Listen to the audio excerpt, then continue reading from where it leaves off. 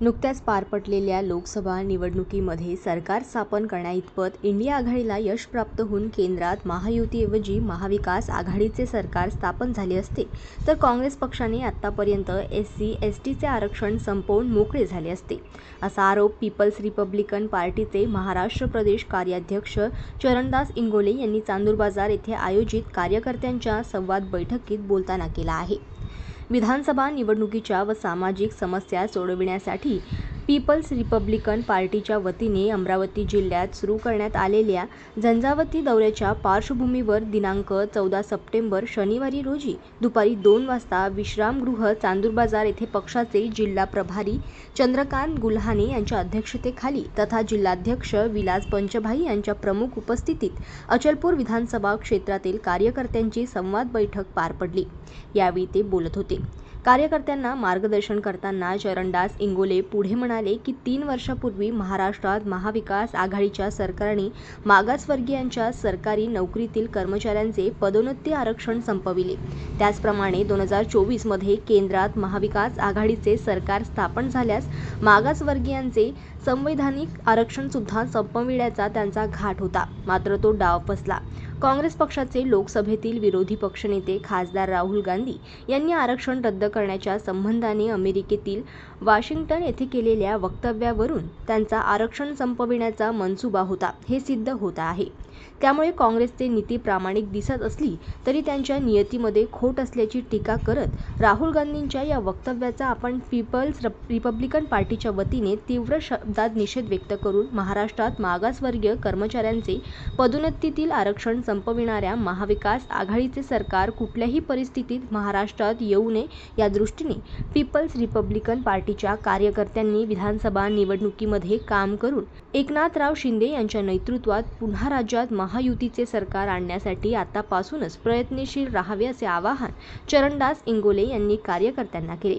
बैठकीला जिल्हा प्रभारी चंद्रकांत गुल्हाने, जिल्हाध्यक्ष विलास पंचभाई, जिल्हा कार्याध्यक्ष, विभागीय नेते DJ खडसे, भास्कर वराटकर, सुनील इंगोले, साहेबराव खडसे, नाना खंडारे, KD वानखळे, रोशन वानखळे, बाबूराव पाटील, गजानन ढवळे, संदीप गजबे, नरेश ढोंगे, किसन पाटील, विनोद पंचभाई, बाबाराव खडसे, तुकाराम इंगळे, अशोकराव इंगळे, रमेश माहुरे, राजू शिरसाट, राहुल सुतारे, राहुल गवई, नाजूकराव नवले, सिद्धार्थ इंगळे, महिला आघाडीच्या प्रज्ञा पंचभाई सह अन्य कार्यकर्ते उपस्थित होते. इंगोले यांनी आपल्या भाषणातून दीर्घ भाषणातून कवायतराची भूमिका मांडली आणि या राज्यात या देशात 65-70 वर्षापर्यंत ज्या काँग्रेसचं राज्य होतं त्यांनी OBC दलित अल्पसंख्याक लोकांना कशी वागणूक दिली याबद्दल सविस्तर सांगतो. आणि प्राध्यापक जोगेंद्र गोवाळे सरांना मुख्यमंत्री एकनाथ शिंदे सोबत जाण्याचं कारण काय नेमकं हे सुद्धा त्यांनी आपल्या भाषणातून केलं. तत्पूर्वी पक्षाचे कार्यकारी जिल्हा अध्यक्ष पेशाला इंजिनियर असलेले चंद्रकांतजी गुल्हाने आणि यवतमाळ जिल्ह्याचे जिल्हाध्यक्ष खडसे गुरुजी यांनी सुद्धा आपल्या भाषणातून आपल्या पक्षाची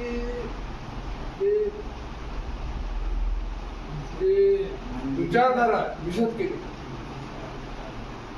त्या सोबतच भास्करराव बोराडकर यांनी सुद्धा आपले विचार व्यक्त केले आणि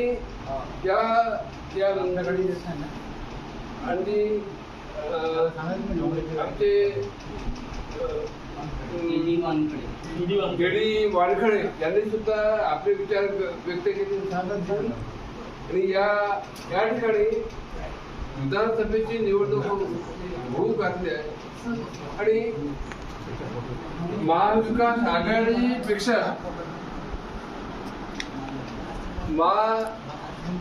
महायुती कशी आंबेडकरी वेगळी आहे आणि बहुजन समाजाचा कल्याण करणारी आहे हे त्यांनी सर्वांनी आपल्या भाषणातून विशद केलं.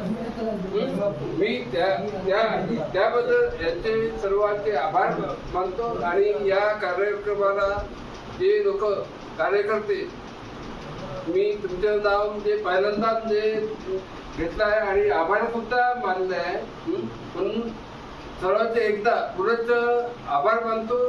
या ठिकाणी जे उषारा कावळा आले खंडारे साहेब, नाजूकराव गवरे आणि आता राजेश मावरे हे सर्व जे कार्यकर्ते कवाड सरांच्या सोबत राहतील आणि समाजाला योग्य दिशा देणारं नेतृत्व फक्त कवाडे सरांशिवाय असू शकत नाही.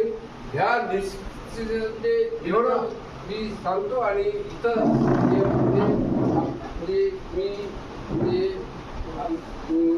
आपलं जे आभार संपतो आणि तत्पूर्वी मी आवाहन करतो की नाताची व्यवस्था जे केलेली आहे तरी सर्वांनी नाश्ता करून द्यावा ही विनंती. न्यूज करिता चांदूर बाजारमधून विलास पंचभाई यांची रिपोर्ट.